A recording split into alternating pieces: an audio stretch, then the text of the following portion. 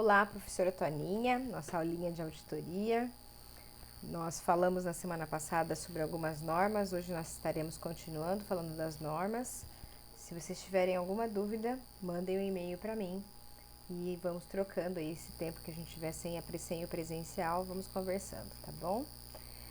Primeira coisa que eu vou lembrar vocês é que mesmo que não esteja no aspecto das normas de auditoria, mas o fato da gente estar com essa parada técnica do coronavírus, ela vai impactar também na avaliação do auditor, inclusive nos riscos, aliás, principalmente nos riscos. Eu deixei uma matéria para vocês aqui, falando que o CFC emitiu um alerta para as empresas sobre os impactos nos demonstrativos contábeis, ou seja, nas demonstrações contábeis que serão publicadas, não só nessas que ainda estão fechando o balanço de 2019, mas as que já publicaram e que vão precisar fazer alguma consolidação ou organização desses balanços nos próximos dias. No próximo trimestre tem mudança.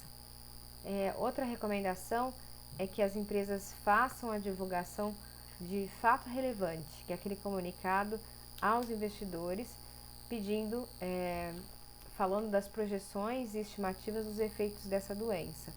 Nós falamos um pouquinho na sala de aula sobre esses efeitos, falamos do fator de redução de receita, por exemplo, e quando o conselho fez esse comunicado, ele vem avisando quais são as normas, quais são os pontos que vão estar impactando na hora de avaliação, Então, o CPC 26, que exige informações adicionais, se existe risco ou não de continuidade, no CPC 01, que é o valor recuperável, no 46, que é o valor justo, no 48, que é instrumentos financeiros, todos os impactos gerados no dia a dia das empresas em função do risco de não recebimento de créditos, as receitas de contrato de clientes do CPC 47, os tributos sobre lucro, a vida útil, por exemplo, dos imobilizados, dos arrendamentos, e aquilo que é também um ponto,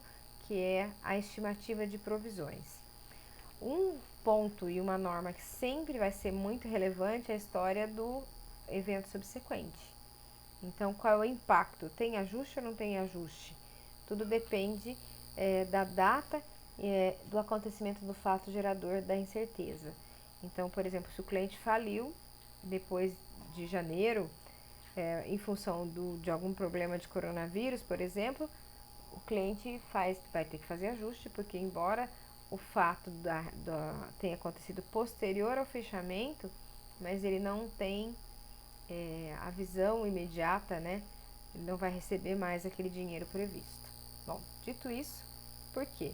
Porque as normas brasileiras de contabilidade são o pilar do que vai fazer o auditor. Ele vai ter que dizer se a empresa seguiu ou não as normas de contabilidade.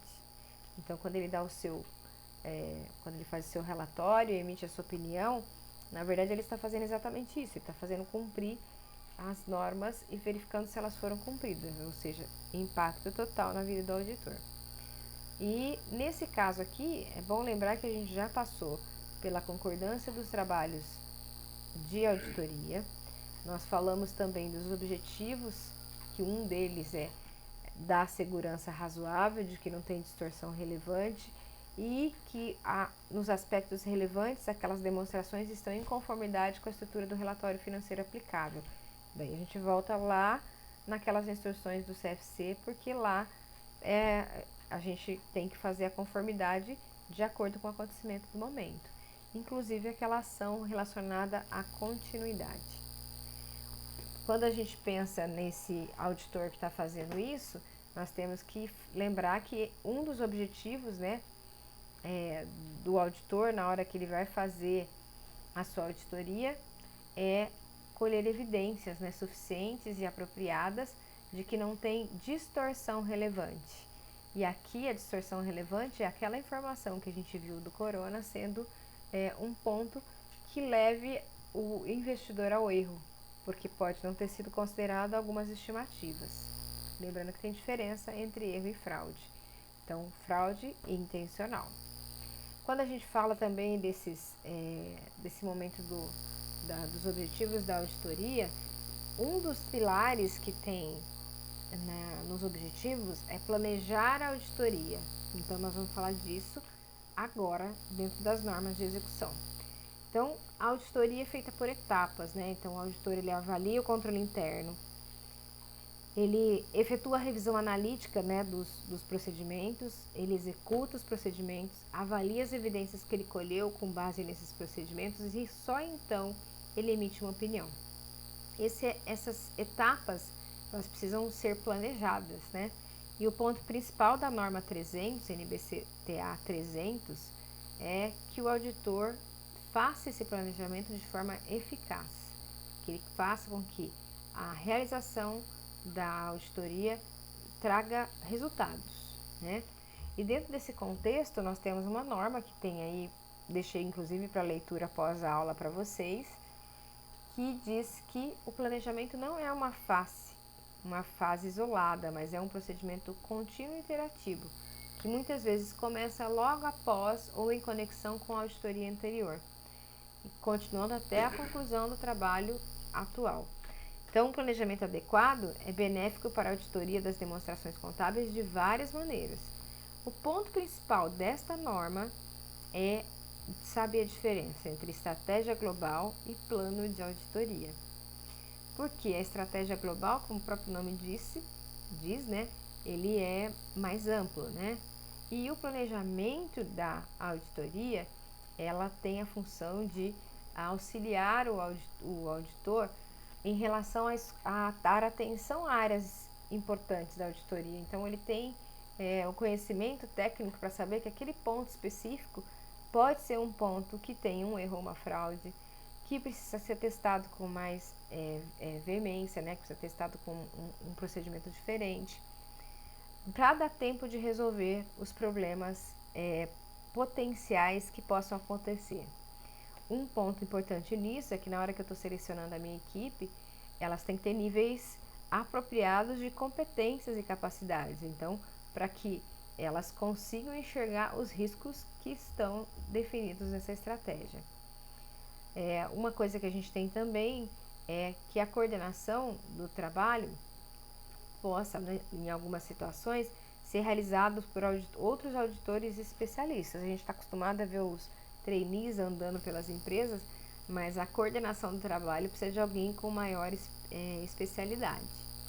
Então, os sócios do trabalho, né, ou outros membros-chave devem ser envolvidos no planejamento, incluindo o planejamento e participação na discussão com os membros de trabalho da equipe. Vocês vão perceber que tem sempre uma letrinha, né? Ver item A1, A3, ver item A4, é porque as normas de auditoria elas têm sempre anexos. E aí lá está descrito onde é que tem um pouco de mais de detalhamento. É interessante fazer uma leitura da norma? Com certeza, tanto que deixei como pós-aula. Então, esses As que aparecem no meio do texto é uma visão de que eu tenho que ler um complemento de informação. Quando a gente fala do planejamento, ele inclui certas atividades e procedimentos. Então, por exemplo, eu preciso conhecer a empresa, saber qual é o ambiente regulatório que ela está para eu poder fazer uma boa auditoria. Eu também preciso envolver os especialistas, né? Porque de repente é uma área que tem necessidade de trazer da minha equipe alguém especializado naquele assunto. Sou uma pessoa de agronegócio, uma empresa de agronegócio, preciso de um especialista em algum tema específico. E aqui nesse caso específico, existe um chamadinha lá dentro da norma em relação da materialidade. Então, materialidade é importante quando o auditor independente determina a natureza, a época e a extensão dos procedimentos e quando ele determina se a informação sobre o objeto está isenta de distorção. Então, um item que dentro da auditoria vai estar sempre chamando a atenção é aquilo que é relevante, né? O tempo todo a gente está pensando se aquilo necessita de procedimentos analíticos junto para avaliação de risco. Outra coisa que a gente tem dentro desse planejamento é que tem algumas atividades que eu vou fazer antes. Então, eu preciso fazer atividades preliminares. Então, por exemplo, tem procedimento de controle de qualidade que está no item A12 lá da norma NBC-TA 220. 12 e 13. Daí coloquei aqui como exemplo considerações específicas do setor público, que a competência apropriada adicional pode incluir habilidades que são necessárias para cumprir os termos do mandato de contratação. Essa competência pode incluir um entendimento de acordos de relatórios aplicáveis, incluindo a apresentação de relatórios ao órgão legislativo ou outro órgão executivo ou no interesse público. Quando eu estou falando disso, eu estou falando, olha, você antes de começar, vai lá e olha o que tem que ser aplicado especificamente para aquela entidade. Outra coisa que a gente tem que ver de itens preliminares são os requisitos éticos. Então, nós falamos na aula passada que o auditor tem algumas restrições, então, de parentesco, de ter trabalhado no local. Então, tudo isso, requisito ético, tá? Itens 9 a 11 da norma. Lembre-se que as normas ficam passeando de uma para outra, né? E o entendimento do trabalho, dos termos do trabalho, né? Então, quando nós estamos pensando nisso, nós estamos lembrando daquela norma em que o auditor faz, né, aquele contrato, né, com a empresa, onde ela se responsabiliza por fornecer informações, mais informações e acesso a pessoas. Isso é importante a gente ter em mente, tá? Então, outro ponto que também tem na norma, e aqui nessa própria norma, né, que a gente tem, é o fato de ter precisar entrar em contato com o auditor antecessor quando há mudança de auditores, de acordo com os requisitos éticos pertinentes. E, de novo, tem lá um itemzinho para a gente observar. Toninha, dá para falar tudo no áudio? Não, não dá, gente, porque a gente tem muito detalhezinho, então acaba a leitura da norma servindo como uma boa referência, mas o mais importante está sendo passado aqui.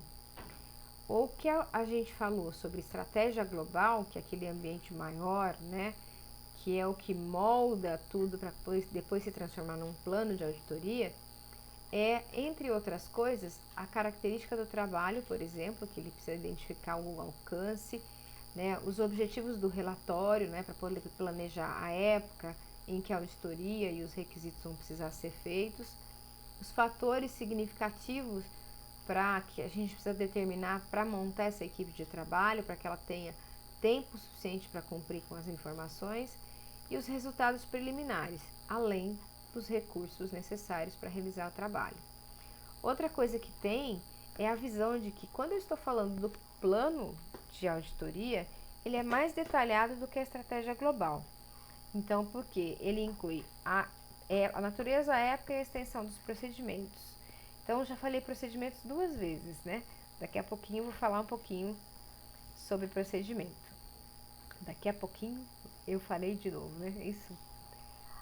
O auditor, quando ele está fazendo esse plano de auditoria, ele tem que lembrar quais são os riscos para planejar os procedimentos. Então, em que época vai acontecer isso, né? Qual é a extensão desses procedimentos? Então, tem uma norma, que é a 315, que é a identificação e avaliação dos riscos de distorção por meio do entendimento da entidade e do seu ambiente. Eu só consigo fazer uma boa auditoria se eu chegar nesse momento em que eu entendo o ambiente que a empresa está inserida.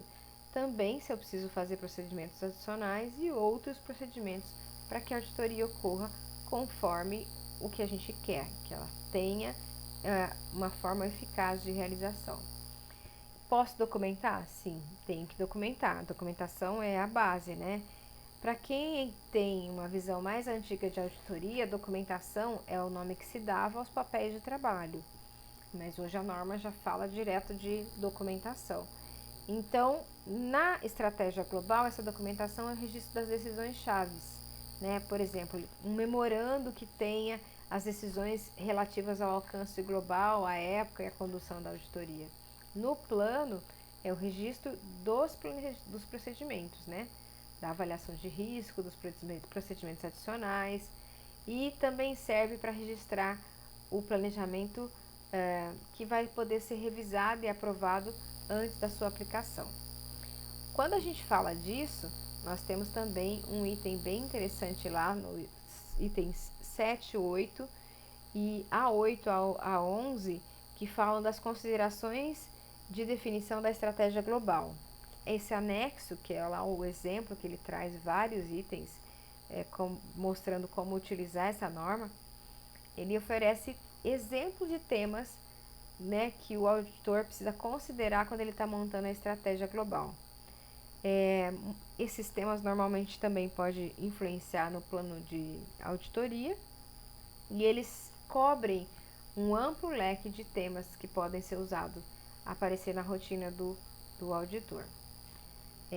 Eles são seguidos, né, eles estão descritos nesses itens no apêndice, né, item 7, 8 e A8 de A11. Por quê? Porque lá nós vamos encontrar também algumas informações sobre esses procedimentos a serem executados. A literalidade dos procedimentos não está na norma 300, está na norma 500. Então, na verdade, ele está no anexo da parte 14 a 25. Então, ali a aplicação e outros materiais explicativos, nós vamos ter a literalidade da inspeção, da observação, da circularização, do recálculo, dos procedimentos analíticos, da indagação e da reexecução. Todos esses procedimentos nós falaremos num outro vídeo, mas só depois da atividade pós-aula, que é a leitura deles, para poder a gente ter um entendimento melhor. Então, lição de casa, leitura dos itens, né, da norma 500, A14 a A25. E nós nos vemos nos próximos dias. Um abraço e até mais!